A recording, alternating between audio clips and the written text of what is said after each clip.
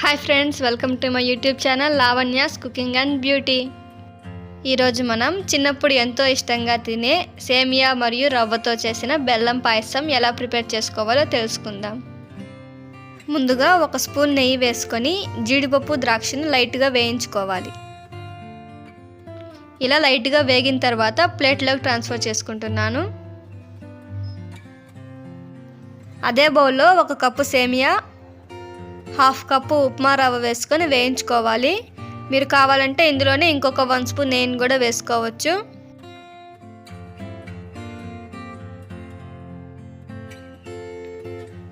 ఇలా light brown colour వచ్చిన తర్వాత ఇందులో 1 గ్లాస్ వాటర్ని యాడ్ చేసుకోవాలి.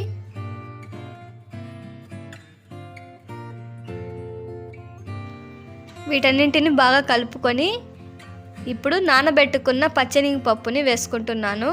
నేను ఇక్కడ 2 స్పూన్స్ పచ్చెనగపప్పు తీసుకున్నానండి. సేమియా 50% ఉడికిన తర్వాత వేయించుకున్న జీడిపప్పు ద్రాక్షని వేసుకుంటున్నాను.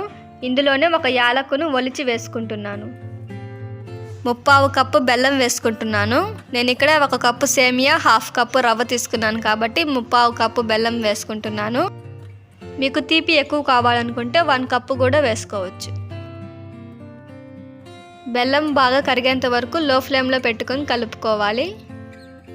బెల్లం కరిగిన తర్వాత స్టవ్ ఆఫ్ చేసుకొని 1 గ్లాసు కాచి చల్లార్చుకున్న పాలను యాడ్ చేసుకుంటున్నాను.